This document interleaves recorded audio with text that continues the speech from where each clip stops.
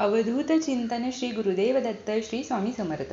Hello, मी Priyanka. Welcome back to प्रियंकाच all content.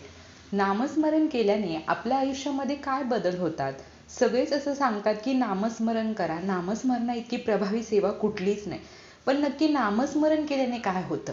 नामस्मरण म्हणजे नक्की काय? त्याबद्दलचाच आजचा हा छोटासा व्हिडिओ असणार आहे. त्यामुळे व्हिडिओ स्किप न करता संपूर्ण पहा.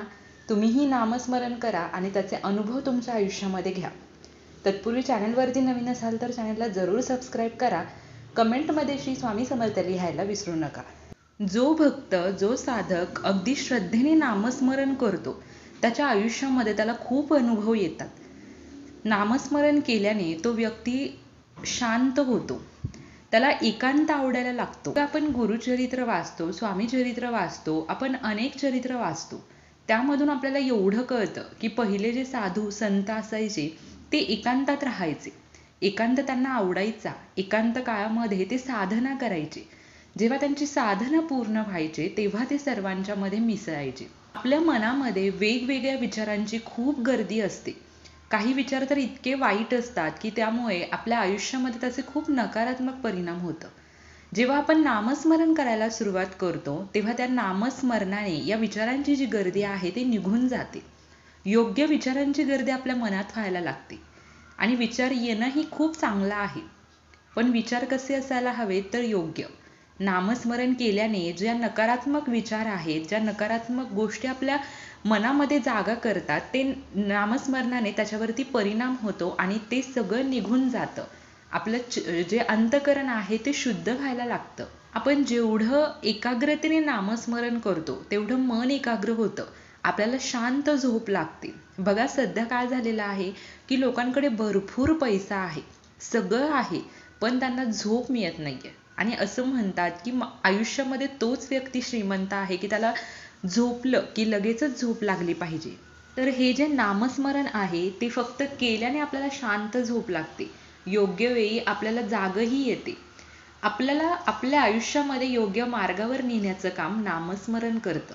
जे अतृप्त आत्मा असतात ते आपल्या स्वप्नात येतात. त्यामुळे आपण घाबरतो. आपल्याला शांत झोप लागत नाही किंवा वाईट शक्ती आपल्या आजूबाजूला असतात त्यापासून संरक्षण करण्याचं काम नामस्मरण करतं.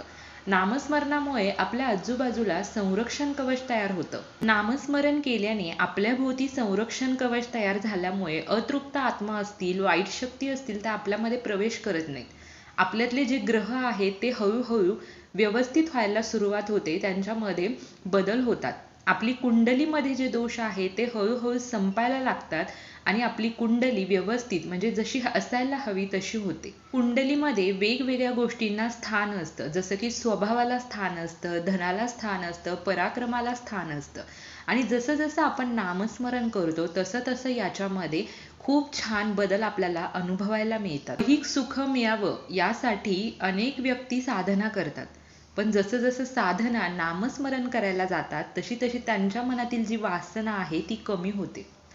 नामस्मरण केल्याने खूप फायदे होतात. इतके अलौकिक फायदे आपल्या जीवनावरती होतात की आपलं जीवन जे आहे ते पूर्ण कायापालट होतं.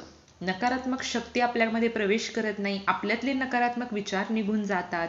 आपल्याला अध्यात्माची गोडी लागते. एकांत आवडायला लागतो. सकारात्मक विचार आपल्यामध्ये प्रवेश करत असतात. राग येणं बंद होतं. त्याचप्रमाणे चिडचिड जी होते ती बंद होते. नामस्मरण केल्याने होणारे जे अलौकिक फायदे आहेत ते सांगावे तेवढे कमीच आहेत. नामस्मरण केल्यामुळे आपला आत्मा परमात्म्याशी जोडण्याला, परमात्म्याशी एकरूप होण्याला मदत होते. तर आपण सर्वजण नामस्मरणाद्वारे भक्तीमध्ये लीन होऊया आणि शाश्वत सुखाची अनुभूती घेऊया. तर प्रेमपूर्वक सर्वांनी म्हणूया, श्री स्वामी समर्थ. तुमची ज्या इष्ट देवतेवरती श्रद्धा आहे त्या देवतेचं नामस्मरण नक्की करा. म्हणजे जसं की श्री स्वामी समर्थ, अवधूत चिंतन श्री गुरुदेव दत्त, अशा प्रकारे तुमची ज्या इष्टदेवतेवरती श्रद्धा आहे त्या देवतेचं नामस्मरण करा आणि त्याचे अलौकिक अनुभव तुमच्या आयुष्यामध्ये घ्या. झालेली सेवा मी महाराजांच्या चरणी अर्पण करते. व्हिडिओ आवडला असेल तर लाईक, शेअर, कमेंट नक्की करा. Shri Swami Samarth. Bless you all.